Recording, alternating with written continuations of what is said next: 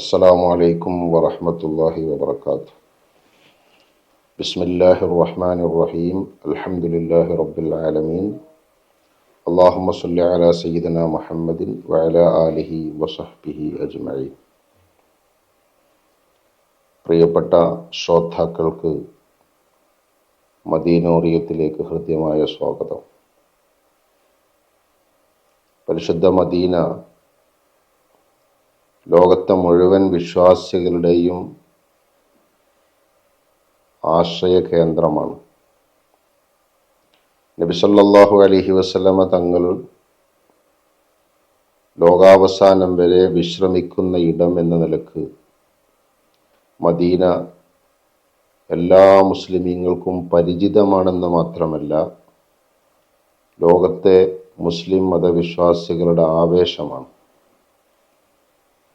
എല്ലാവർക്കും അറിയുന്നത് പോലെ അല്ലാഹു തആല ഈ ലോകത്ത് ആദ്യമായി ഒരു പള്ളി നിർമ്മിച്ചുകൊണ്ട് പരിശുദ്ധമായ സ്ഥലമായി പ്രഖ്യാപിച്ച ഇടം വിശുദ്ധ മക്കയാണ്. ആ മക്കയെക്കുറിച്ചാണ് ഇന്ന അവ്വല ബൈത്തിൻ വുദിഅ ലിന്നാസി ലല്ലദീ ബി ബക്കത്ത മുബാറകം വഹുദൽ ലിൽ ആലമീൻ എന്ന് അല്ലാഹു തആല പറഞ്ഞത്. ലോകത്ത് അള്ളാഹുവിന് ഇബാദത്ത് ചെയ്യാൻ വേണ്ടി സ്ഥാപിതമായ ആദ്യത്തെ ഗേഹം പരിശുദ്ധ മക്കയിലെ വിശുദ്ധ കഅബയാണ്. അതുകൊണ്ട് തന്നെ ആദം നബി അലൈഹി ഇസ്ലാമിൻ്റെ കാലം മുതലുള്ള എല്ലാ പ്രവാചകന്മാരും മക്കയിൽ വന്നിട്ടുണ്ട്, ഹജ്ജ് നിർവഹിച്ചിട്ടുണ്ട്. അങ്ങനെ ലോകത്ത് എല്ലാ കാലഘട്ടങ്ങളിലും വളരെയധികം പവിത്രമായി കരുതപ്പെട്ടിരുന്ന, ഇന്നും അതുപോലെ സംരക്ഷിക്കപ്പെടുന്നൊരു നാടാണ് മക്ക.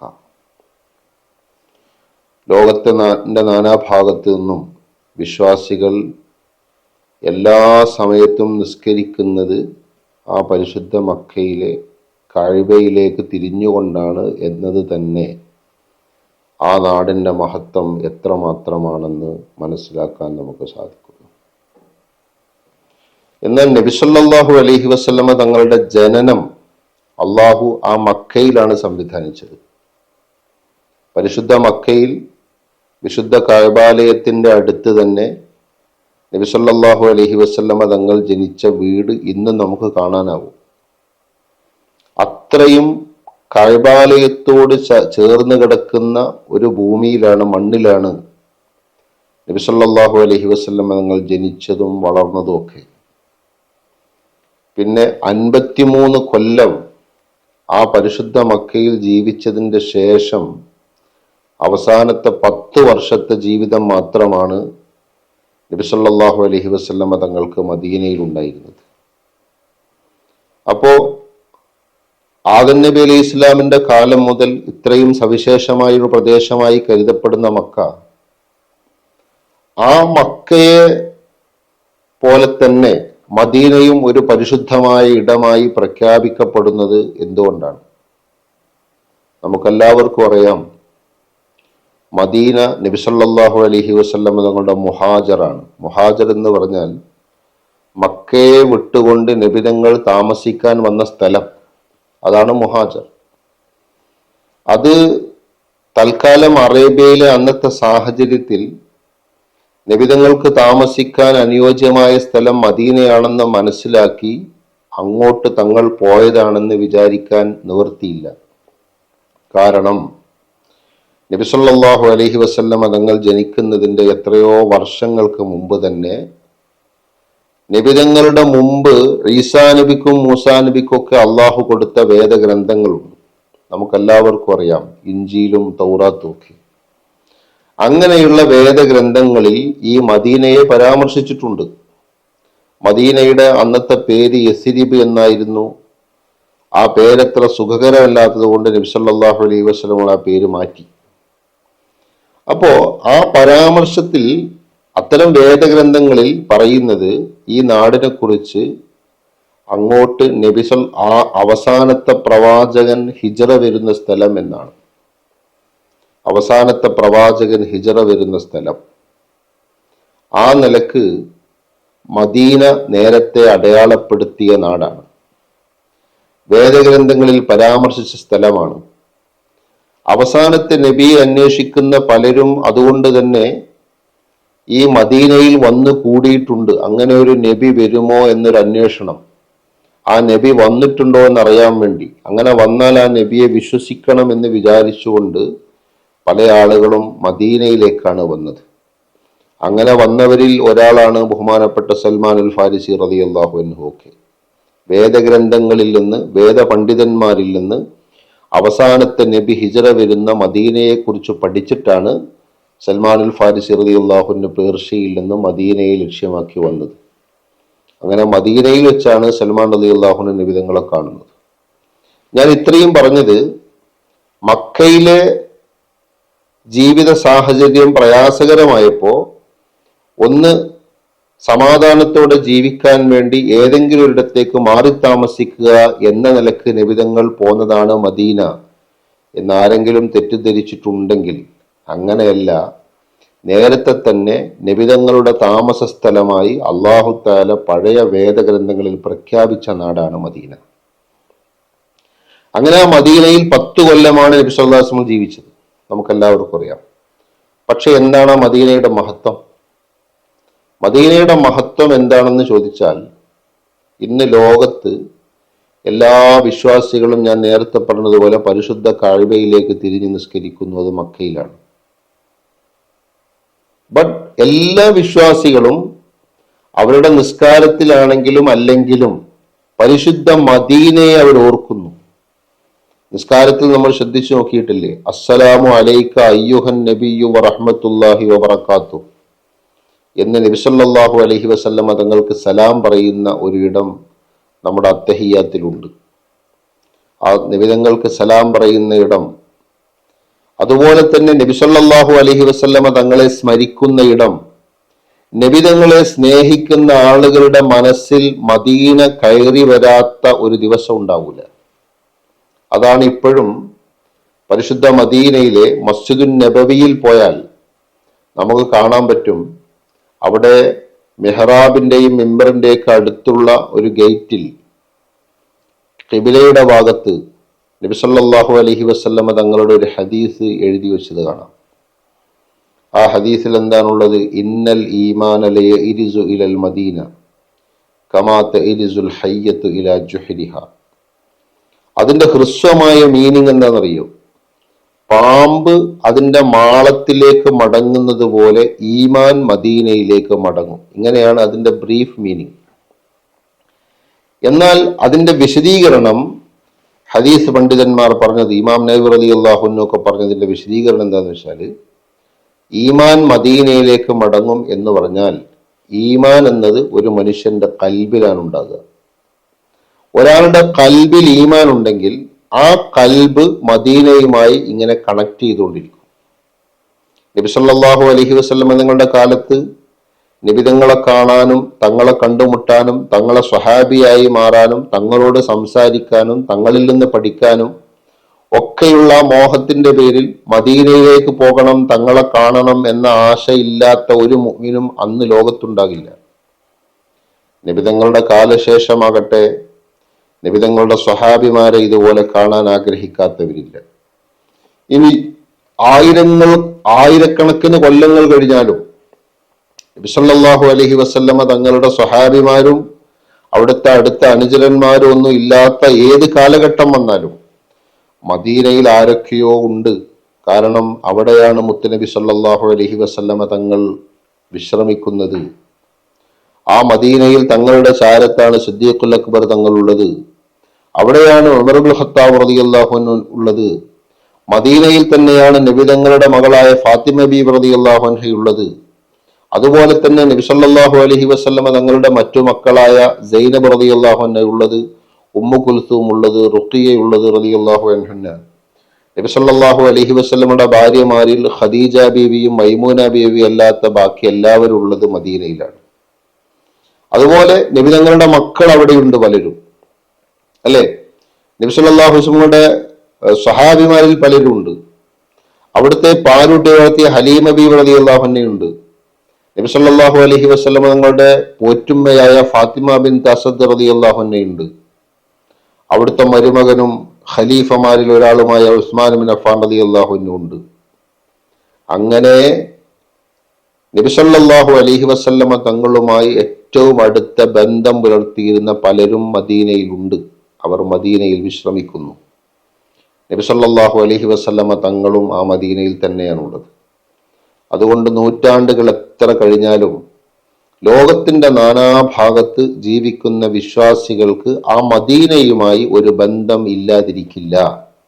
അതാണ് ഇന്നൽ ഈമാൻ ഇലൽ മദീന, ഈമാൻ മദീനയിലേക്ക് മടങ്ങും എന്ന് പറഞ്ഞതിന്റെ വിവക്ഷ എന്ന് ഇമാം നവവി റളിയല്ലാഹു അൻഹു ഒക്കെ വിശദീകരിച്ചിട്ടുണ്ട്. അപ്പോ മദീന വിശ്വാസികൾക്ക് ഒഴിച്ചുകൂടാൻ പറ്റാത്ത നാടാണ്. ആ നാട് നബി സല്ലല്ലാഹു അലൈഹി വസല്ലമ തങ്ങൾക്ക് വേണ്ടി അള്ളാഹു നേരത്തെ തെരഞ്ഞെടുത്ത പ്രദേശമാണെന്ന് മുൻകഴിഞ്ഞ ഗ്രന്ഥങ്ങളിൽ, വേദഗ്രന്ഥങ്ങളിലുള്ള പരാമർശങ്ങളൊക്കെ തീർച്ചപ്പെടുത്തുന്നുണ്ട്. ഞാൻ നേരത്തെ പറഞ്ഞതുപോലെ യാദൃശ്ചികമായി ഒരു നാട്ടിലേക്ക് ചെന്ന് അവിടെ താമസമാക്കിയതല്ല. അപ്പൊ അങ്ങനെ അള്ളാഹു നേരത്തെ തെരഞ്ഞെടുത്ത ഒരു നാട് അതെന്തുകൊണ്ടും മഹത്വമുള്ളൊരു നാടാണ്. ആ മഹത്വമുള്ളത് കൊണ്ട് തന്നെയായിരിക്കണം നബി സല്ലല്ലാഹു അലൈഹി വസല്ലമ തങ്ങൾ മക്കയിൽ നിന്ന് മദീനയിലേക്ക് പോയ ഒരു സാഹചര്യമുണ്ട്. അതെല്ലാവർക്കും അറിയാം, ഹിജ്റയുടെ സാഹചര്യം. പക്ഷേ 5-8 വർഷം മദീനയിൽ താമസിച്ചപ്പോൾ ആ സാഹചര്യം മാറി. മക്ക നബി സല്ലല്ലാഹു അലൈഹി വസല്ലമയുടെ അധീനതയിൽ വന്നു. ഇനി വേണമെങ്കിൽ തങ്ങൾക്ക് മക്കയിലേക്ക് തന്നെ തിരിച്ചു വരാമായിരുന്നു. ആ മക്കയിൽ തന്നെ ശിഷ്ടകാലം ജീവിക്കാമായിരുന്നു. തങ്ങളുടെ ഖബർ പരിശുദ്ധ കഅബയുടെ അടുത്ത് മക്കയിൽ തന്നെ ആക്കാമായിരുന്നു. പക്ഷേ നബി സല്ലല്ലാഹു അലൈഹി വസല്ലമ തങ്ങൾ തിരഞ്ഞെടുത്തത് അതല്ല, മദീനയാണ്. അപ്പോ മദീനക്ക് എന്തൊക്കെയോ മഹത്വമുണ്ട്. അല്ലാതെ മക്കയിലെ ഒരു സാഹചര്യത്തിൽ നിന്ന് അഭയം തേടിപ്പോയി മദീനയിൽ താമസമാക്കി എന്നൊക്കെയാണ് പലരും വിചാരിച്ചത്. അങ്ങനെയല്ല. അത് അള്ളാഹുവിന്റെ നിശ്ചയപ്രകാരം ഒരു മഹത്വമുള്ളൊരു നാടാക്കി അതിനെ കൊടുക്കുകയും നബി സല്ലല്ലാഹു അലൈഹി വസല്ലം തങ്ങളുടെ പാർപ്പിടം അവിടെ സ്ഥാപിക്കപ്പെടുകയും തങ്ങളുടെ പള്ളിയും തങ്ങളുടെ ഖബറും എല്ലാം അവിടെ നിശ്ചയിക്കപ്പെടുകയും ചെയ്തതാണ്. അങ്ങനെ തങ്ങൾ മദീനയിൽ വന്നപ്പോൾ എല്ലാവർക്കും അറിയാം, മക്കയും മദീനയും തമ്മിൽ ഒരുപാട് വ്യത്യാസമുണ്ട്. 400-ലധികം കിലോമീറ്റർ ദൂരമുണ്ട്. അതിന്റെ പുറമെ മക്കയുടെ കാലാവസ്ഥയും മദീനയുടെ കാലാവസ്ഥയും രണ്ടും രണ്ടാണ്. മദീനയിൽ എപ്പോഴും തണുപ്പാണ്, അല്ലെ? അതുകൊണ്ട് നബി സല്ലല്ലാഹു അലൈഹി വസല്ലം കാലഘട്ടത്തിൽ തന്നെ അവിടെ ചെന്നപ്പോ, മദീനയിലേക്ക് ഹിജ്റ പോയ ആ ഒരു സമയത്ത് സ്വഹാബികളിൽ പലർക്കും അതിശക്തമായ പനി അനുഭവപ്പെടുകയുണ്ടായി. സിദ്ദീഖ് റളിയല്ലാഹു അൻഹു അടക്കം നല്ല പനി വലിച്ചു. ഇപ്പോഴും അറിയാം, നമ്മുടെ നാട്ടിൽ നിന്ന് ഉംറക്കൊക്കെ പോയി മദീന സിയാറത്ത് കഴിയുമ്പോൾ കുറെ ആളുകൾക്ക് പനിക്കും. അവിടുത്തെ കാലാവസ്ഥ അങ്ങനെയാണ്. പക്ഷെ അന്ന് ഇങ്ങനെയൊന്നും അല്ലായിരുന്നു. ഇതിനേക്കാളും മദീനയുടെ അന്തരീക്ഷത്തിലൂടെ അങ്ങ് കടന്നുപോയാൽ തന്നെ അസുഖം ബാധിക്കുന്ന ഒരു സാഹചര്യം ഉണ്ടായിരുന്നു. അങ്ങനെ നബി സല്ലല്ലാഹു അലൈഹി വസല്ലം മദീനത്ത് പോയിട്ട് ആ മദീനക്ക് വേണ്ടി ദുആ ചെയ്യുകയും അവിടെയുള്ള ഈ വിഷമകരമായ കാലാവസ്ഥ അവിടുന്ന് മാറ്റാൻ വേണ്ടി അള്ളാഹുവിനോട് പറയുകയും ചെയ്തു എന്ന് ഹദീസുകളിൽ കാണാം. അപ്പോഴാണ് കുറെ ആളുകൾക്ക് ശാന്തി ലഭിച്ചത്, സമാധാനം ലഭിച്ചത്, ശാരീരികമായി സുഖം ലഭിച്ചത്, പല അസുഖങ്ങളൊക്കെ മാറിയത്. അപ്പോ അതിന്റെ അർത്ഥം എന്താന്ന് വെച്ചാൽ, നബിതങ്ങളുടെ താമസത്തിന് വേണ്ടി മദീനയുടെ കാലാവസ്ഥ അള്ളാഹു പാകപ്പെടുത്തി കൊടുത്തു എന്നാണ്. മാത്രമല്ല, ആ മദീനക്ക് അള്ളാഹു കുറെ മഹത്വം കൊടുത്തു. അതിൽ ഒന്നാമത്തെ മഹത്വം എന്താന്ന് വെച്ചാൽ, പരിശുദ്ധ മക്കയുടെ മഹത്വം നമുക്കറിയാം. ഞാൻ നേരത്തെ പറഞ്ഞു, നബി സല്ലല്ലാഹു അലൈഹി വസല്ലം തങ്ങൾ തന്നെ ആ മക്കയുടെ മഹത്വത്തെ കുറിച്ച് പല രീതിയിൽ സംസാരിച്ചിട്ടുണ്ട്. അതിലേറ്റവും പ്രധാനപ്പെട്ട ഒന്നാണ് ഇബ്രാഹിം നബി അലൈഹി ഇസ്ലാം പ്രഖ്യാപിച്ച ഹറമാണ് മക്ക. നമുക്കെല്ലാവർക്കും അറിയാം, മക്കയുടെ നിശ്ചിത പരിധി ഹറം പരിധിയാണ്. ആ ഹറമിന്റെ ഉള്ളിൽ പ്രത്യേക നിയമമാണ്, ഹറമിന് പ്രത്യേക മഹത്വമാണ്, അല്ലെ? അപ്പൊ ഈ ഹറമിന് ഇബ്രാഹിം നബിയുടെ പ്രഖ്യാപനമാണ്. അങ്ങനെയാണെങ്കിൽ നബി സല്ലല്ലാഹു അലൈഹി വസല്ലമ തങ്ങളുടെ പ്രഖ്യാപനമാണ് മദീനയുടെ ഹറം. മദീനയിലെ 2 മലകൾക്കിടയിലുള്ള പ്രദേശമുണ്ട്. ആ 2 മലകൾക്കിടയിലുള്ള പ്രദേശത്തെ നബി സല്ലല്ലാഹു അലൈഹി വസല്ലമ തങ്ങൾ മദീനയുടെ ഹറമാക്കി പ്രഖ്യാപിച്ചിട്ടുണ്ട്. ആ പ്രഖ്യാപനം പല ഹദീസുകളിലും നമുക്ക് കാണാൻ പറ്റും. അപ്പോ എന്തുകൊണ്ടാണ് അങ്ങനെ ഒരു പ്രഖ്യാപനം വന്നത്? അന്ന് നബി സല്ലല്ലാഹു അലൈഹി വസല്ലം തങ്ങൾ പറഞ്ഞത് എങ്ങനെയാണ്? മക്കയുടെ ഹറമിനെ ഇബ്രാഹിം നബി മഹത്വമുള്ളതാക്കി പ്രഖ്യാപിച്ചിരിക്കുന്നു. എന്നാൽ മദീനയില് ഐറ് സൗറ് എന്നു പേരുള്ള രണ്ട് മലകളുണ്ട്. ആ രണ്ട് മലകളുടെ ഇടയിലുള്ള പ്രദേശത്തെ ഞാൻ മദീനയുടെ ഹറമായി പ്രഖ്യാപിക്കുന്നു. അപ്പൊ ഹറം എന്ന് പറഞ്ഞാൽ എന്താണ്? ഹറം എന്ന് പറഞ്ഞാൽ സാധാരണ മറ്റു പ്രദേശങ്ങളിൽ നിന്ന് വ്യത്യസ്തമായി പ്രത്യേക പവിത്രത കൽപ്പിക്കപ്പെടുന്ന പ്രത്യേക നിയമങ്ങളുള്ള ഒരു ഭൂപ്രദേശത്തെയാണ് ഇവിടെ ഹറം എന്നതുകൊണ്ട് വിവക്ഷിക്കുന്നത്. അപ്പൊ അതുകൊണ്ട് തന്നെ ആ ഹറമിന് ഒരുപാട് നിയമങ്ങളുണ്ട്. എന്തൊക്കെയാണ് ഇതിന്റെ നിയമം നോക്കിയാൽ ഞാൻ ചില ഉദാഹരണങ്ങൾ പറയാം. ഒന്നാമത്തെ കാര്യം എന്താണെന്ന് വെച്ചാൽ, സാധാരണ പുറത്ത് ചെയ്യുന്ന പല കാര്യങ്ങളും ഈ ഹറമിൽ പറ്റില്ല. അവിടുത്തെ ചെടികളോ മരങ്ങളോ ഒന്നും പിഴുതു കൊണ്ടുപോകാൻ പറ്റില്ല, അതിനെ നശിപ്പിക്കാൻ പറ്റില്ല. എല്ലാ സ്ഥലത്തും അങ്ങനെ ചെയ്യുന്നതിനേക്കാൾ ഗൗരവമുള്ള കാര്യമാണ് ഹറം. അവിടുന്ന് വേട്ടമൃഗങ്ങളെ പിടികൂടാൻ പാടില്ല, അവിടുത്തെ ഒരു സാധനങ്ങളും നശിപ്പിക്കാൻ പാടില്ല, അവിടുത്തെ മണ്ണോ കാര്യങ്ങളോ അവിടുന്ന് കടത്തിക്കൊണ്ടുവരാൻ പാടില്ല. ഇതൊക്കെ ഹറമിന്റെ നിയമങ്ങളാണ്. മാത്രമല്ല, ഒരു വിശ്വാസിയുടെ ജീവിതവുമായി ബന്ധപ്പെടുത്തി ഹറമിനെ പറഞ്ഞാൽ, ഹറമിന്റെ പുറത്ത് ഒരു തെറ്റ് ചെയ്യുന്ന സമയത്ത് ലഭിക്കുന്ന കുറ്റവും ഹറമിലെ കുറ്റവും രണ്ടും രണ്ടാണ്. രണ്ടാമത്തെ കാര്യം, ഹറമിന്റെ പുറത്ത് വെച്ചൊരു നന്മ ചെയ്യുമ്പോൾ അതിന് കിട്ടുന്ന കൂലിയേക്കാൾ എത്രയോ വലുതാണ് ഹറമിൽ വെച്ച് ചെയ്യുമ്പോൾ കിട്ടുന്ന കൂലി. ഇങ്ങനെ ഒരുപാട് സവിശേഷതകൾ ഹറമിനുണ്ട്. ഇത് മക്കയിലെ ഹറമിനുണ്ട്, മദീനയിലെ ഹറമിനുണ്ട്. അപ്പോ നബി സല്ലല്ലാഹു അലൈഹി വസല്ലമ തങ്ങൾ മദീനയിലെ ഹറമിനെ കുറിച്ച് പറഞ്ഞപ്പോ ഐറ് സൗറ് എന്ന രണ്ട് മലകളെ കുറിച്ച് പറഞ്ഞു. ഇതിൽ ഐറ് എന്ന് പറയുന്ന മല മദീനയിലെ മീഖാത്തായ ദുൽഹുലൈഫയോട് ചാരി നിൽക്കുന്ന ഒരു മലയാണ്. എല്ലാവർക്കും അറിയാം, മദീനയിലെ മീഖാത്ത്, മദീനയിൽ നിന്ന് മക്കയിലേക്ക് ഉംറക്ക് പോകുമ്പോൾ, ഹജ്ജിന് പോകുമ്പോൾ ഇഹ്റാം ചെയ്യുന്ന സ്ഥലം, അന്ന് നബി സല്ലല്ലാഹു അലൈഹി വസല്ലം തങ്ങൾ ഇഹ്റാം ചെയ്ത സ്ഥലം, അതാണ് ദുൽഹുലൈഫ. ഈ ദുൽഹുലൈഫ എന്ന് പറയുന്ന സ്ഥലമാണ് മീഖാത്ത്. ഇപ്പോഴും അവിടെ അതാണ് മീഖാത്ത്. അപ്പൊ ആ ദുൽഹുലൈഫയോട് ചാരി കിടക്കുന്ന ഒരു മലയാണ് ഇത് ഐറ് എന്ന് പറയുന്നത്. രണ്ടാമത് സൗർ എന്ന് പറയുന്ന വേറെ ഒരു മലയുണ്ട്, അത് ഉഹുദ് മലയുടെ പിൻഭാഗത്താണ്. ഈ രണ്ട് മലകൾക്കിടയിലുള്ള പ്രദേശത്തെയാണ് നബി സല്ലല്ലാഹു അലൈഹി വസല്ലം തങ്ങൾ മദീനയിലെ ഹറമായിട്ട് പ്രഖ്യാപിച്ചിട്ടുള്ളത്. ഈ പ്രഖ്യാപനത്തോടൊപ്പം നബി തങ്ങൾ പറഞ്ഞൊരു വാചകം ഇങ്ങനെയാണ്: ഇന്ന ഇബ്രാഹിം ഹറമ മക്കത വദഅ ലി അഹ്ലിഹ. ഇബ്രാഹിം നബി അലൈഹിസ്സലാം മക്കയെ ഹറമായി പ്രഖ്യാപിക്കുകയും മക്കക്കാർക്ക് വേണ്ടി ദുആ ചെയ്യുകയും ചെയ്തു. വ ഇന്നി ഹറംതുൽ മദീന കമാ ഹറമ ഇബ്രാഹിമു മക്ക. ഇബ്രാഹിം അലൈഹിസ്സലാം മക്കയെ ഹറമായി പ്രഖ്യാപിച്ചതുപോലെ ഞാൻ മദീനയെ ഹറമായി പ്രഖ്യാപിക്കുന്നു. കണ്ടോ? എന്നിട്ട് പറഞ്ഞു ഇന്നി ദഅഉതു ഫി സാഇഹ വ മുദ്യഹ. മദീനയുടെ ഭക്ഷ്യവസ്തുക്കളിലും അവിടുത്തെ കൃഷിവിളകളിലും ഒക്കെ ബറക്കത്തുണ്ടാകാൻ വേണ്ടി ഞാൻ അള്ളാഹുവിനോട് ദുആ ചെയ്യുന്നു. ബിമിസ്ലൈ മാ ദഅ ബിഹി ഇബ്രാഹിമു ലി അഹ്ലി മക്ക. ഇബ്രാഹിം അലൈഹിസ്സലാം മക്കക്കാർക്ക് വേണ്ടി ദുആ ചെയ്തതിന്റെ ഇരട്ടി ബറക്കത്ത്, അഭിവൃദ്ധി, പുരോഗതി മദീനക്കാർക്ക് ഇതിലെല്ലാം ഉണ്ടാകാൻ വേണ്ടി ഞാൻ അള്ളാഹുവിനോട് ദുആ ചെയ്യുന്നു എന്ന് പറഞ്ഞു. അപ്പോ രണ്ട് കാര്യം: ഒന്ന്, ഇബ്രാഹിം നബി മക്കയെ ഹറമാക്കി പ്രഖ്യാപിച്ചു. രണ്ട്, ഇബ്രാഹിം നബി അലൈഹി ഇസ്ലാം മക്കയിലെ നിവാസികൾക്ക് വേണ്ടി പ്രത്യേകം ബറക്കത്തിന് ദുആ ചെയ്തു.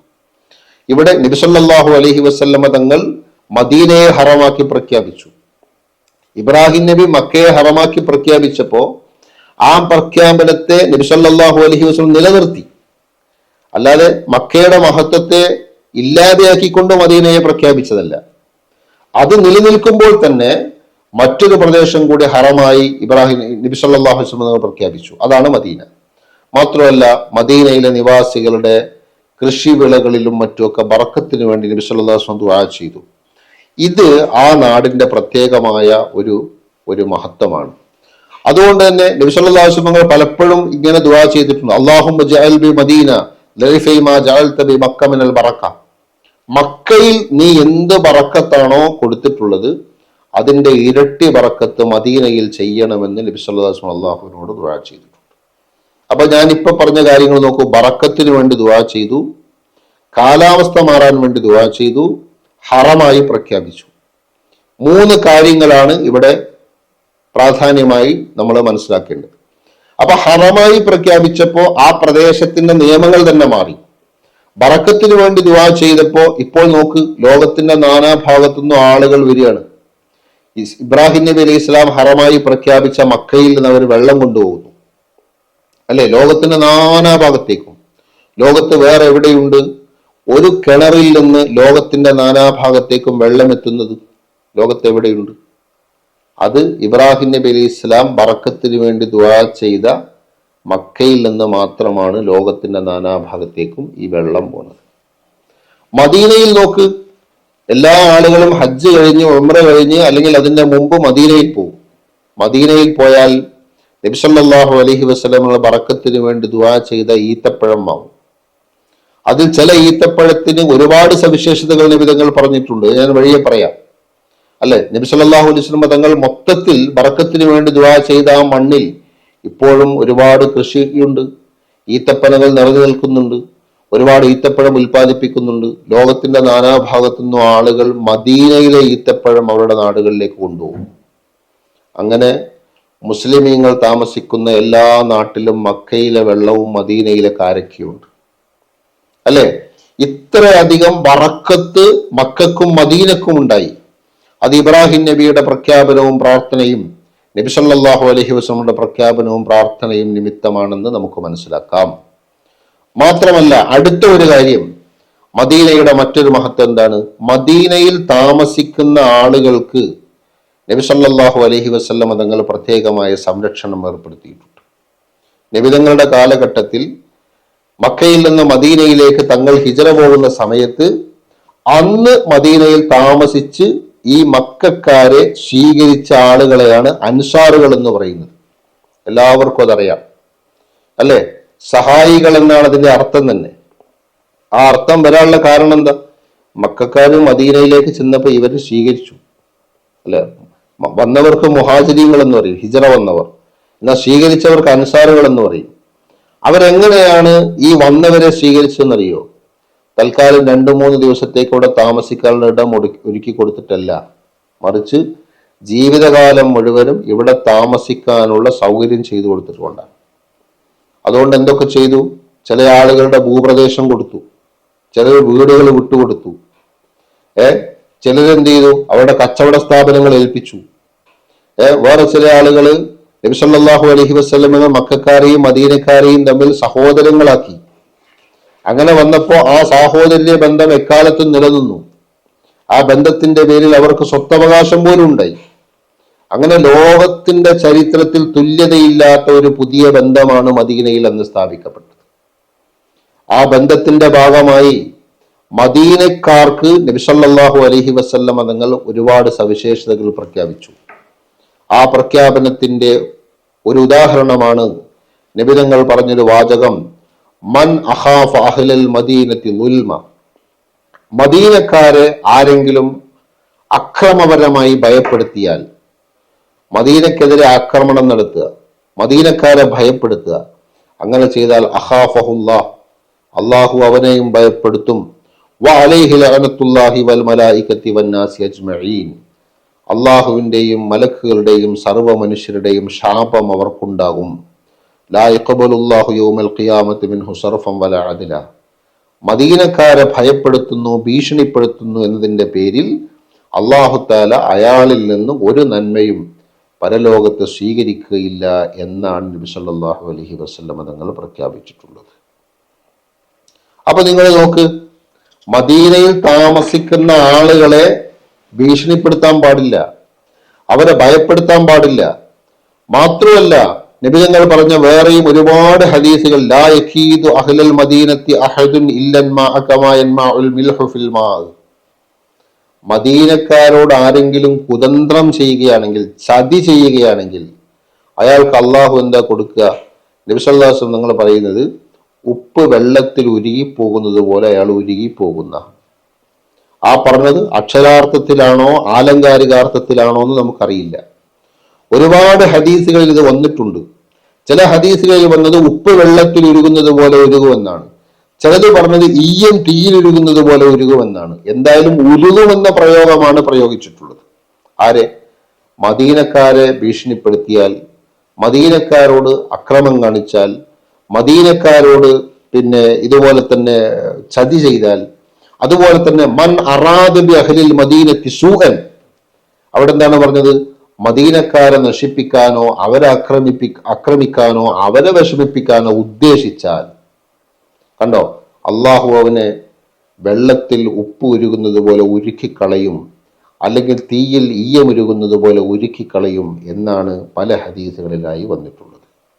ആ ഉരുക്കുക എന്ന് പറഞ്ഞാൽ എന്താണ് ഇതിന്റെ ആശയമെന്ന് നമുക്കറിയില്ല. ചിലപ്പോൾ അക്ഷരാർത്ഥത്തിലായിരിക്കാം, അല്ലെങ്കിൽ ആലങ്കാരികാർത്ഥത്തിലായിരിക്കാം. എന്തായാലും ഈ ഹദീസുകൾ മനസ്സിലാക്കി തരുന്നത് മദീന നിവാസികളായ ആളുകളോട് ലോകത്തിന്റെ മറ്റു ഭാഗത്തുള്ള ആളുകൾ എങ്ങനെ പെരുമാറണം, അവരോടുള്ള കാഴ്ചപ്പാട് എന്തായിരിക്കണം, അവരെ എങ്ങനെ റെസ്പെക്ട് ചെയ്യണം. കാരണം എന്താ? ഈ മദീനക്കാരാണ് നബി സല്ലല്ലാഹു അലൈഹി വസല്ലമ തങ്ങൾക്ക് അന്ന് എല്ലാ സഹായങ്ങളും ചെയ്തു കൊടുത്തവർ. മാത്രമല്ല ഈ മദീനക്കാരാണ് ഇന്നും നബി സല്ലല്ലാഹു അലൈഹി വസല്ലമ തങ്ങളുടെ അയൽവാസികളായി ഇന്നും താമസിക്കുന്ന ആളുകൾ. അതുകൊണ്ട് തന്നെ അവരോട് തീർച്ചയായും എങ്ങനെയാണ് ഒരു മനുഷ്യനുണ്ടാകേണ്ട ആദരവ്, അവരോട് മോശമായി പെരുമാറുമ്പോൾ അവരോട് മോശമായുള്ള ചിന്താഗതികൾ വെച്ച് പുലർത്തുമ്പോൾ ഉണ്ടാകുന്ന പ്രശ്നം എന്താണ്? ഇതാണ് ഈ ഹദീസുകളിൽ നബി സല്ലല്ലാഹു അലൈഹി വസല്ലം പഠിപ്പിച്ച മറ്റൊരു കാര്യം. ഇനി മൂന്നാമത്തെ കാര്യം എന്താണ്? മദീനയിൽ ഞാൻ നേരത്തെ പറഞ്ഞതുപോലെ വളരെ വിഷമകരമായ കാലാവസ്ഥയിൽ നിന്ന് നബി തങ്ങളുടെ പ്രാർത്ഥന കൊണ്ട് കുറെ മാറ്റം വന്നു. എന്നാലും പൂർണ്ണമായും മദീന മാറിയിട്ടില്ല. മദീനയുടെ ആ ഭൂപ്രദേശത്തിന്റെ പ്രത്യേകതകൾ ഇന്നും ഉണ്ട്. നേരത്തെയുള്ള അവസ്ഥയിൽ നിന്ന് ഒരുപാട് മാറ്റങ്ങൾ ആ പ്രാർത്ഥന മൂലം വന്നു എന്ന് സ്വഹാബിമാർ തന്നെ സാക്ഷ്യപ്പെടുത്തുന്നു. അതേ സമയത്ത് ഇന്നും മദീനയിലേക്ക് പോയാൽ അവിടെ പ്രത്യേകമായൊരു കാലാവസ്ഥയുണ്ട്. അത്തരം കാലാവസ്ഥയുള്ള മറ്റു പ്രദേശങ്ങൾ, അല്ലെങ്കിൽ അതിനേക്കാൾ ഭീകരമായ കാലാവസ്ഥയുള്ള ഒരുപാട് പ്രദേശങ്ങൾ ഈ ലോകത്തുണ്ട്. മദീന അങ്ങനെ ആളുകൾക്ക് താമസിക്കാൻ പറ്റാത്ത കാലാവസ്ഥയുള്ള സ്ഥലമൊന്നുമല്ല. അതേ സമയത്ത് മക്കയെ അപേക്ഷിച്ച് കുറച്ചുകൂടി തണുപ്പ് കൂടുതലുള്ള കാലാവസ്ഥയാണ്. അപ്പോ അവിടെ ചെല്ലുന്ന സമയത്ത് കാലാവസ്ഥാപരമായ ബുദ്ധിമുട്ട് ചില ആളുകൾക്ക് അനുഭവപ്പെടും. ഇനി മദീനയിൽ എന്തെങ്കിലും പ്രശ്നങ്ങൾ ഉണ്ടായെന്നിരിക്കട്ടെ, ആ പ്രശ്നങ്ങളുള്ള സമയത്ത് ചില ബുദ്ധിമുട്ടുകൾ ഉണ്ടാവും. പണ്ട് കാലത്ത് മദീനയിൽ കലാപങ്ങൾ ഉണ്ടായിട്ടുണ്ട്. ആ കലാപുണ്ടായ സമയത്ത് അവിടുന്ന് ആ നാട് വിട്ടു പോകാനൊക്കെ ചില ആളുകൾ അന്ന് ചിന്തിച്ചിട്ടുണ്ട്. അപ്പൊ അവിടെ ഒരു പ്രശ്നം വരുമ്പോൾ ആ നാടിനെ ഒഴിവാക്കി പോകാൻ ചിന്തിക്കുകയാണ്. അതുപോലെ അവിടുത്തെ കാലാവസ്ഥ പ്രശ്നമാകുമ്പോൾ ആ നാട്ടിൽ നിന്ന് മാറി മറ്റൊരു നാട്ടിലേക്ക് പോയാലോ എന്ന് ചിന്തിക്കുകയാണ് ചിലർ. എന്നാൽ നബി സല്ലല്ലാഹു അലൈഹി വസല്ലമ തങ്ങൾ ഇതേക്കുറിച്ച് പറഞ്ഞെന്താണെന്നറിയോ? മദീനയിലുള്ള പ്രശ്നങ്ങളെ അവഗണിച്ചുകൊണ്ട് ആ മദീനയിൽ തന്നെ ആര് താമസിക്കുന്നുവോ അവിടെയുള്ള പ്രശ്നങ്ങളൊക്കെ അവരെന്ത് ചെയ്യുന്നു? മനസ്സിലാക്കുന്നു, അതിനെ അണ്ടർസ്റ്റാൻഡ് ചെയ്യുന്നു, അതിനെ അവഗണിച്ച് ആ പ്രശ്നം വന്നു എന്നതിന്റെ പേരിൽ മദീന വിട്ട് പോകാൻ ആഗ്രഹിക്കാതെ അവർ മദീനയിൽ തന്നെ ഉറച്ചു നിൽക്കുന്നു. അങ്ങനെ ഉറച്ചു നിന്നാൽ എന്താ സംഭവിക്കുക? ഇല്ലാ കുന്തു ലഹു ശഫീഅൻ ഔ ഷഹീദൻ യൗമൽ ഖിയാമ, അന്ത്യനാളിൽ ഞാൻ അവന് ശുപാർശകനായിരിക്കും, അല്ലെങ്കിൽ അവന് വേണ്ടി സാക്ഷി പറയുമെന്നാണ് നബി സല്ലല്ലാഹു അലൈഹി വസല്ലം പറയുന്നത്. നോക്കൂ നിങ്ങൾ, അപ്പൊ ആ മദീനയിൽ ഒരാള് പിടിച്ചു നിൽക്കുക എന്ന് പറയുന്നതിന് അങ്ങനെയാണ്. മാത്രമല്ല മറ്റു ചില ഹദീസുകളിൽ നബി സല്ലല്ലാഹു അലൈഹി വസല്ലം വേറെയും ചില പ്രസ്താവനകൾ നടത്തി. അതെന്താണെന്നറിയോ? നബി സല്ലല്ലാഹു അലൈഹി വസല്ലം തങ്ങളുടെ അടുക്കൽ ഒരു അഅറാബി വന്നു. അഅറാബി എന്ന് പറഞ്ഞാൽ ഗ്രാമപ്രദേശത്ത് താമസിക്കുന്ന ഒരാൾ വന്നിട്ട് നബി തങ്ങളോട് പറഞ്ഞു, ബൈഅത്ത് ചെയ്തു, മദീനയിൽ താമസിക്കാൻ തീരുമാനിച്ചു. അങ്ങനെ മദീനയിൽ കുറച്ചു ദിവസം ഇങ്ങനെ താമസിച്ചപ്പോ മദീനയിലെ കാലാവസ്ഥ ഇയാൾക്ക് പിടിക്കാതെ. അപ്പോ ഇദ്ദേഹം പറഞ്ഞു, ഞാൻ മദീന വിട്ട് പോവുക, നബി തങ്ങളോട് സമ്മതം ചോദിച്ചു. നബി തങ്ങൾ അങ്ങനെ സമ്മതമൊന്നും കൊടുത്തില്ല.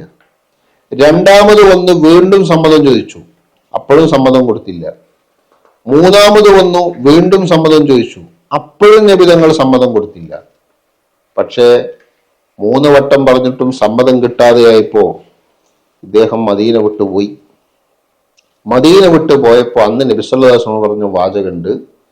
അതായത്, നിങ്ങൾ കണ്ടിട്ടില്ലേ, ഇരുമ്പ് തീയിലിട്ട് ചൂടാക്കി അതിനിങ്ങനെ ഊതുന്ന സമയത്ത് അല്ലെങ്കിൽ അടിക്കുന്ന സമയത്ത് ആ ഇരുമ്പിലുള്ള എല്ലാ തുരുമ്പുകളൊക്കെ ഇങ്ങനെ പോകാറുണ്ട്.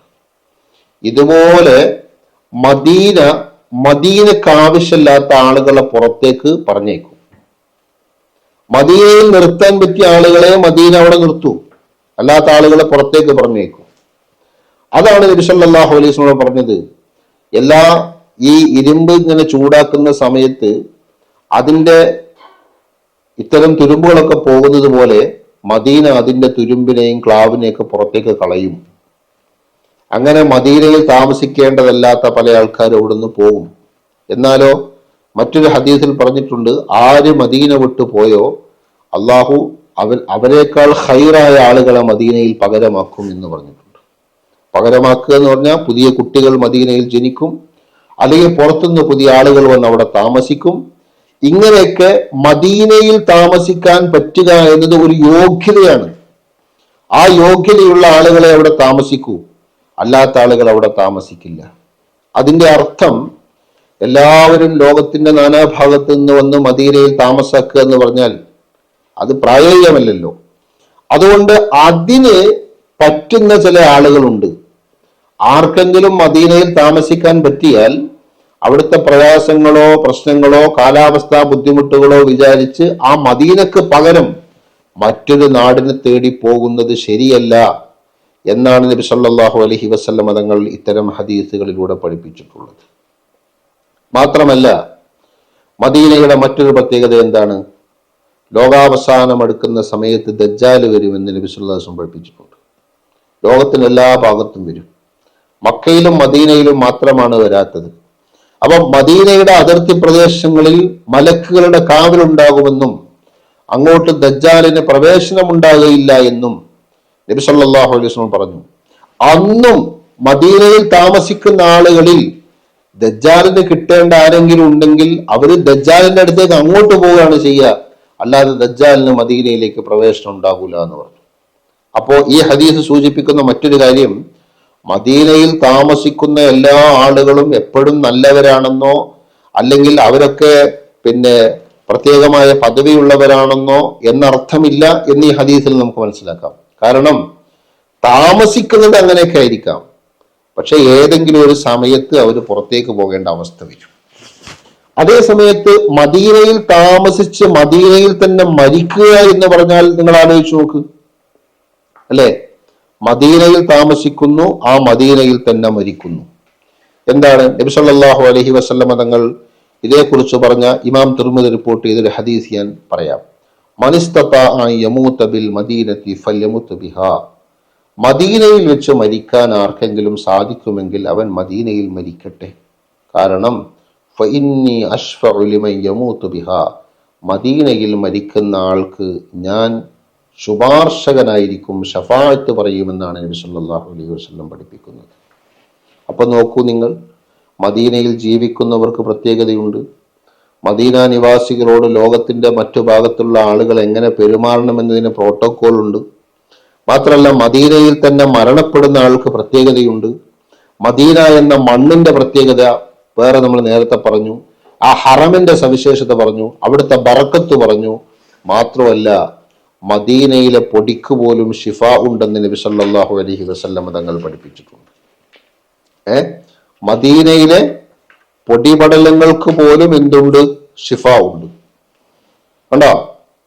അപ്പോ നബി സല്ലല്ലാഹു അലൈഹി വസല്ലം തങ്ങൾ ദുആ ചെയ്ത സ്ഥലമാണ്. അവിടെ പ്രത്യേകമായ മണ്ണുണ്ട്, തുർബത്തു ഷിഫാ എന്ന് പറയുന്ന മദീനയുടെ ഷിഫാഇന്റെ മണ്ണ് എന്നറിയപ്പെടുന്ന മണ്ണ് മദീനയിലുണ്ട്. നബി സല്ലല്ലാഹു അലൈഹി വസല്ലം തങ്ങൾ മദീനയുടെ മണ്ണിനും മദീനയുടെ പൊടിപടലങ്ങൾക്ക് പോലും മനുഷ്യന്റെ രോഗങ്ങൾക്ക് ഷിഫാ കൊണ്ടുവരാൻ പറ്റുമെന്ന് പഠിപ്പിച്ച പല ഹദീസുകളും ഉണ്ട്. അപ്പോ അങ്ങനെ നോക്കുമ്പോൾ ഇത്രയും പ്രത്യേകതകളുള്ള ഒരു നാടാണ് മദീന. ഇനി അതിന്റെ ഏറ്റവും പ്രധാനപ്പെട്ട മറ്റു രണ്ട് പ്രത്യേകതകൾ എന്താണ്? നബി സല്ലല്ലാഹു അലൈഹി വസല്ലം തങ്ങളുടെ പള്ളി എന്ന് പറയുന്ന മസ്ജിദുൻ നബവി ആ മദീനയിലാണുള്ളത്. എല്ലാവർക്കും അറിയാം, മസ്ജിദുൻ നബവി ലോകത്തെ പ്രധാനപ്പെട്ട 3 പള്ളികളിൽ ഒരു പള്ളിയാണ്. ആ 3 പള്ളിയിൽ ഒന്നാമത്തെ പള്ളി മസ്ജിദുൽ ഹറാമാണ്, മക്കയിലെ പള്ളി. രണ്ടാമത്തെ പള്ളി നബി സല്ലല്ലാഹു അലൈഹി വസല്ലം തങ്ങളുടെ പള്ളിയാണ്, മദീനയിലെ പള്ളി. മൂന്നാമത്തെ പള്ളി മസ്ജിദുൽ അഖ്സയാണ്, ഫലസ്തീനിലെ പള്ളി. ഈ 3 പള്ളിയെക്കുറിച്ചും നബി സല്ലല്ലാഹു അലൈഹി വസല്ലം പറഞ്ഞിട്ടുണ്ട്. ലാ തുഷദ്ദു റിഹാലു ഇല്ലാ ഇലാ സലാസത്തി മസാജിദ്. പള്ളിയുടെ മഹത്വം കിട്ടാൻ വേണ്ടി ഒരാൾ യാത്ര പോവുകയാണെങ്കിൽ അങ്ങനെ യാത്ര പോകാൻ പാകമുള്ള പള്ളി 3 എണ്ണമാണ്. എന്താണ്? പള്ളിയുടെ മഹത്വം കിട്ടാൻ വേണ്ടി. അല്ലാതെ 3 പള്ളിയിലേക്കല്ലാതെ യാത്ര പോകാൻ പാടില്ല എന്നല്ല ഹദീസിന്റെ വീക്ഷ. പള്ളിയുടെ മഹത്വം കിട്ടാൻ വേണ്ടി പള്ളിയിലേക്ക് പോവുകയാണോ എന്നാൽ നിങ്ങൾ പോകേണ്ടത് 3 പള്ളിയിലേക്കാണ്. ഒന്ന് മസ്ജിദുൽ ഹറാമാണ്, ആ പള്ളിക്ക് മഹത്വമുണ്ട്. ലോകത്തെ വേറൊരു പള്ളിയിൽ നിന്ന് നിങ്ങൾ നിസ്കരിക്കുന്ന ഒരു റക്അത്ത് മസ്ജിദുൽ ഹറാമിൽ വെച്ച് നിസ്കരിച്ചാൽ അത് 1,00,000 റക്അത്തിന്റെ കൂലിയായിട്ട് മാറും. പുറത്തു നിന്നുള്ള 1,00,000ത്തിന്റെ കൂലിയായിട്ട് മാറും മസ്ജിദുൽ ഹറാമിലെ ഒരു റക്അത്ത്. അതാണ് അതിന്റെ മഹത്വം. നബി സല്ലല്ലാഹു അലൈഹി വസല്ലം മദീനയിലെ പള്ളിയാണെങ്കിലോ മസ്ജിദുൽ ഹറാം അല്ലാത്ത വേറെ ഏതൊരു പള്ളിയിലും ഒരു റക്അത്ത് നിസ്കരിച്ചാൽ എത്രയാണോ കിട്ടുക അതിന്റെ 1000 കിട്ടുക എവിടെ നിസ്കരിച്ചാൽ? മദീനത്തെ പള്ളിയിൽ നിസ്കരിച്ചാൽ. ഇത് 500 എവിടെ നിസ്കരിക്കുമ്പോൾ? ബൈത്തുൽ മുഖദ്ദസിൽ ഫലസ്തീനിൽ നിസ്കരിക്കുമ്പോൾ. അപ്പൊ ഈ 3 പള്ളിക്കും ഇങ്ങനെയാണ് പ്രത്യേകത പറഞ്ഞിട്ടുള്ളത്. അതിന്റെ കുറെ വിശദാംശങ്ങൾ പണ്ഡിതന്മാർ പറഞ്ഞുകൊണ്ട് ഞാൻ ഇപ്പൊ അതിലേക്ക് പോകുന്നില്ല.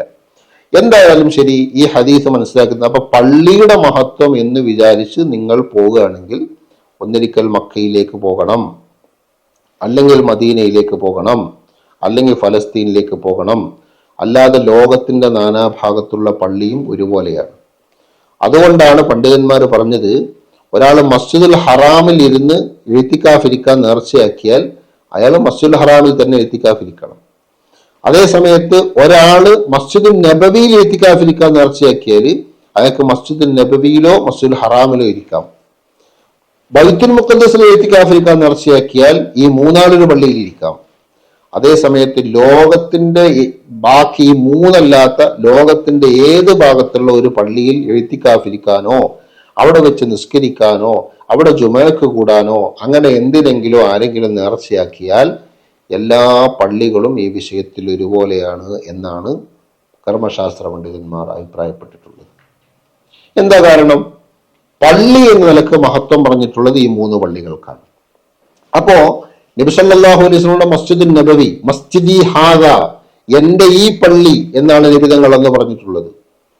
അതുകൊണ്ട് തന്നെ ആ മഹത്വം നബിതങ്ങളുടെ ആ പള്ളിക്ക്, അന്നത്തെ കാലത്തുള്ള പള്ളിക്ക് തീർച്ചയായിട്ടും ഉണ്ട് എന്നും അതിനോട് ചേർക്കപ്പെട്ട ഭാഗത്തിനും അതുണ്ടാകുമെന്നുമാണ് ഭൂരിഭാഗം പണ്ഡിതന്മാർ അഭിപ്രായപ്പെട്ടിട്ടുള്ളത്. അങ്ങനെ വരുമ്പോ നബിതങ്ങളുടെ പള്ളി എന്ന നിലക്ക് മസ്ജിദുൻ നബവിക്ക് ഒരുപാട് മഹത്വമുണ്ട്. ഇനി അടുത്ത ഒരു കാര്യം എന്താണ്? നബിതങ്ങളുടെ പള്ളി എന്നതിന്റെ അപ്പുറത്ത് നബി സല്ലല്ലാഹു അലൈഹി വസല്ലം അതുകൊണ്ട് ഖബറു ഷരീഫ് ഉള്ളത് അവിടെയാണ് എന്നതാണ് ഏറ്റവും വലിയ മറ്റൊരു മഹത്വം. ഇത് ഈ പറഞ്ഞ മഹത്വത്തെക്കാളൊക്കെ വലുതാണ്. കാരണം ഈ പറഞ്ഞ മഹത്വങ്ങളെല്ലാം വന്നത് നബിതങ്ങളിലൂടെയാണ്, അല്ലെ? പള്ളിയുടെ മഹത്വം എന്താ? നബിതങ്ങളുടെ പള്ളിയാണെന്നാണ് അതിന്റെ മഹത്വം. മദീനയുടെ മഹത്വം എന്താ? നബിതങ്ങൾ ഹറമായി പ്രഖ്യാപിച്ചു എന്നുള്ളതാണ് അതിന്റെ മഹത്വം. നബിതങ്ങൾ ബറക്കത്തിന് വേണ്ടി ദുആ ചെയ്തു എന്നുള്ളതാണ് അതിന്റെ മഹത്വം, അല്ലെ? എല്ലാം നബിതങ്ങളുമായി കണക്റ്റഡ് ആണ്. നേരത്തെ തന്നെ മദീനക്ക് മഹത്വം പല വേദഗ്രന്ഥങ്ങളിലും പ്രഖ്യാപിച്ചിട്ടുണ്ടെന്ന് പറഞ്ഞു. എന്താണ് അതിന്റെ മഹത്വമായി പറഞ്ഞത്? ആഖിറുസ്സമാനിലെ നബിയുടെ മുഹാജറാണ് എന്ന് പറഞ്ഞാൽ അവസാന കാലഘട്ടത്തിലെ പ്രവാചകൻ ഹിജറ വരുന്ന സ്ഥലമാണ്. അപ്പോഴും നോക്കൂ നിങ്ങൾ, ആ സ്ഥലത്തിന് മഹത്വം പറഞ്ഞത് നബിതങ്ങൾ ഹിജറ വരുന്നു എന്നതാണ്. അപ്പോൾ എല്ലാ മഹത്വങ്ങളും നബിതങ്ങളുമായി കണക്റ്റഡ് ആണ്, അല്ലേ? അങ്ങനെ വരുന്ന സമയത്ത് നിങ്ങൾ നോക്ക്, ആ നബിതങ്ങൾ താമസിച്ച വീട് മദീനയിലുണ്ട്. ആ നബിതങ്ങൾ താമസിച്ച ആ വീട്ടിലാണ് നബിതങ്ങൾ ഇന്നും കിടക്കുന്നത്, അതും മദീനയിലുണ്ട്. അപ്പൊ നബി സല്ലല്ലാഹു അലൈഹി വസല്ലം നിങ്ങൾ മദീനയിലാണ് വിശ്രമിക്കുന്നത്. വിശ്രമിക്കുക എന്ന വാക്ക് ഞാനിപ്പോ പലവട്ടം പ്രയോഗിക്കാനുള്ള കാരണം, അമ്പിയാക്കന്മാർ ഖബറിൽ കിടക്കുന്നത് എങ്ങനെയാണെന്ന് പരാമർശിക്കുന്ന പല ഹദീസുകളുണ്ട്. ഇമാം ബൈഹഖി റളിയല്ലാഹു അൻഹു ആ വിഷയവുമായി ബന്ധപ്പെട്ടൊരു ഗ്രന്ഥം തന്നെ രചിച്ചിട്ടുണ്ട്. അതിലൊക്കെ പറയുന്നത് അമ്പിയാക്കന്മാർ അവരുടെ ഖബറുകളിൽ ജീവിച്ചിരിക്കുകയാണ് എന്നാണ്. ഞാനതിന്റെ വിശദാംശങ്ങളിലേക്ക് പോകുന്നില്ല. ഒരു ഉദാഹരണം മാത്രം പറയാം. നബി സല്ലല്ലാഹു അലൈഹി വസല്ലം നിങ്ങൾ മിഅ്റാജിന്റെ രാത്രിയിൽ ഫലസ്തീനിൽ പോയപ്പോ മൂസാ നബി അലൈഹി ഇസ്ലാം ഖബറിൽ നിസ്കരിക്കുന്നത് കണ്ടു എന്ന് സ്വഹീഹായ ഹദീസിലുണ്ടല്ലോ. നമ്മളത് പലവട്ടവും കേട്ട കാര്യമാണ്. അപ്പൊ ഇതാണ് അമ്പിയാക്കന്മാര് ഖബറിൽ അവരുടെ അവസ്ഥ അതാണ്. അങ്ങനെ വരുമ്പോ നബി സല്ലല്ലാഹു അലൈഹി വസല്ലമ തങ്ങൾ ഇപ്പോഴും മദീനയുടെ ആ വീട്ടിൽ നമ്മുടെ കാഴ്ചക്ക് അപ്പുറത്ത് തങ്ങൾ പഴയതുപോലെ ജീവിച്ചിരിക്കുക തന്നെയാണ്. പക്ഷെ ഈ ഭൗതിക ലോകത്തെ പ്രവർത്തനങ്ങളിൽ നിന്ന് അപ്പുറത്തേക്ക് പോയി എന്ന് മാത്രം അല്ലെ. അങ്ങനെ വരുമ്പോ ആ മദീനയുടെ ഏറ്റവും വലിയ മഹത്വം നബിതങ്ങൾ അവിടെ ഉണ്ട് എന്നത് തന്നെയാണ്. അപ്പൊ നിങ്ങൾ ആലോചിച്ചു നോക്ക്, ലോകത്തിന്റെ നാനാഭാഗങ്ങളിൽ നിന്നും വിശ്വാസികൾ അങ്ങോട്ട് പോകുന്നു. ഈ പറഞ്ഞ മഹത്വങ്ങളെല്ലാം ഒരുമിച്ച് കൂടിയ നാട് എന്ന നിലക്ക് മദീനയെ അവർ കാണുന്നു. ആ മദീനയുടെ മഹത്വത്തെ അവർ മനസ്സിലാക്കുന്നു. മദീന നബി സല്ലല്ലാഹു അലൈഹി വസല്ലമ തങ്ങളുടെ 10 കൊല്ലത്തെ ജീവിത സ്ഥലമാണ് എന്ന് പറഞ്ഞാൽ മദീനയിലെ പ്രധാനപ്പെട്ട പല സ്ഥലങ്ങളും നബിതങ്ങളുടെ കാലുകൾ തൊട്ട, നബിതങ്ങളുടെ കൈകൾ സ്പർശിച്ച, നബിതങ്ങളുടെ പച്ചയായ ജീവിതത്തിന് സന്തോഷപൂർവം വിധേയപ്പെട്ട സ്ഥലങ്ങളാണ്. അതുകൊണ്ട് മദീനയുടെ പല ദിക്കുകൾക്കും ഒരുപാട് ചരിത്രങ്ങൾ പറയാനുണ്ട്. മസ്ജിദുൻ നബവിക്ക് തന്നെ കുറെ പറയാനുണ്ട് അല്ലെ. നബിതങ്ങളുടെ കാലഘട്ടത്തിൽ ഉണ്ടായിരുന്ന ഒരു പള്ളിയുണ്ട്. ഞാൻ ഇൻഷാ അല്ലാഹ് അടുത്ത എപ്പിസോഡിൽ അത് പറയും. മാത്രമല്ല അതിന്റെ ചുറ്റുഭാഗത്തുള്ള ഒരുപാട് പ്രദേശങ്ങൾക്ക് ഒരുപാട് കഥകൾ പറയാനുണ്ട്. ഇതെല്ലാം നബി സല്ലല്ലാഹു അലൈഹി വസല്ലമ തങ്ങളുമായി ബന്ധപ്പെട്ട കഥകളാണ്. വിശാലമായ ജന്നത്തുൽ ബഖീഇലേക്ക് പോയാൽ ഞാൻ നേരത്തെ പറഞ്ഞതുപോലെ നബി സല്ലല്ലാഹു അലൈഹി വസല്ലമയുടെ മക്കളും ഭാര്യമാരും അനുചരന്മാരും ഉൾപ്പെടെയുള്ള നബിതങ്ങളുടെ പോറ്റുമ്മയും വളർത്തുമ്മയും ഉൾപ്പെടെയുള്ള ഒരുപാട് ആളുകളുടെ ചരിത്രം, ഒരുപാട് ആളുകളുടെ സ്പർശനം ഏറ്റ മണ്ണാണ് ജന്നത്തുൽ ബഖീഇന്റെ മണ്ണ്. ഇത്രയും വലിയ ചരിത്രമുള്ളൊരു നാടാണ് മദീന. ഇൻഷാ അല്ലാഹ് അതിന്റെ ഓരോ കാര്യങ്ങൾ നമുക്ക് അടുത്ത ദിവസങ്ങൾ ചർച്ച ചെയ്യാം. വളരെ പ്രധാനമായി ഞാൻ ഇന്ന് പറഞ്ഞത് മദീനയുടെ മൊത്തത്തിലുള്ള മഹത്വമാണ്. അതിന്റെ മഹത്വങ്ങൾ എണ്ണിപ്പറഞ്ഞാൽ ഏറ്റവും പ്രധാനപ്പെട്ട മഹത്വം നബി സല്ലല്ലാഹു അലൈഹി വസല്ലമ തങ്ങളുടെ തിരുശരീരം ആ മദീനയിൽ ഉണ്ട് എന്നതാണ്. അതുകൊണ്ടാണ് ആ മദീന ലോകത്തിന്റെ നാനാഭാഗത്തു നിന്നും ശ്രദ്ധിക്കപ്പെടുന്ന ഒരിടമായി മാറിയത്. ആ മദീനയിലേക്ക് ലോക മുസ്ലിമീങ്ങളുടെ പ്രവാഹം ഉണ്ടായത്. അല്ലെങ്കിൽ നിങ്ങൾ ആലോചിച്ച് നോക്ക്, 1,00,000 റക്അത്തിന്റെ കൂലിയുള്ള മസ്ജിദുൽ ഹറാമിൽ നിന്ന് 1000 റക്അത്തിന്റെ കൂലിയുള്ള മസ്ജിദുൻ നബവിയിലേക്ക് നിസ്കരിക്കാൻ വേണ്ടി ആരും വരില്ലല്ലോ. അതിന്റെ ആവശ്യമില്ലല്ലോ. അവിടെ നിന്നാ 1,00,000 അല്ലേ. അപ്പൊ ഹജ്ജോ ഉംറയൊക്കെ കഴിഞ്ഞിട്ട് പിന്നെന്തിനാ മദീനയിലേക്ക് പോരുന്നത്? അപ്പൊ അവിടെ മസ്ജിദിൽ വെച്ച് നിസ്കരിക്കണം എന്ന ഉദ്ദേശത്തോടെ അല്ലല്ലോ, മറിച്ച് നബി സല്ലല്ലാഹു അലൈഹി വസല്ലം തങ്ങൾ അവിടെ ഉണ്ട് എന്ന കാരണം കൊണ്ടാണ്. അപ്പൊ ഇൻഷാ അല്ലാഹ് മദീനയുടെ മറ്റു പ്രത്യേകതകളും അതിന്റെ ഓരോ സ്ഥലങ്ങളുടെ പ്രാധാന്യമൊക്കെ അടുത്ത ദിവസങ്ങളിൽ നമുക്ക് പറയാം. അള്ളാഹു പരിശുദ്ധമായ ആ മണ്ണിന്റെ ബറക്കത്ത് കൊണ്ട് ഒരുപാട് തവണ അവിടെ നേരിട്ട് ചെന്ന് കാണാനുള്ള എല്ലാ തൗഫീഖുകളും നമുക്ക് നൽകട്ടെ. മുത്തനബി സല്ലല്ലാഹു അലൈഹി വസല്ലമയുടെ സ്നേഹവും ഇഷ്ടവും അള്ളാഹു നമുക്ക് എല്ലാവർക്കും നൽകി അനുഗ്രഹിക്കട്ടെ. വാഖിറു ദഅ്വാനാ അൽഹംദുലില്ലാഹി റബ്ബിൽ ആലമീൻ.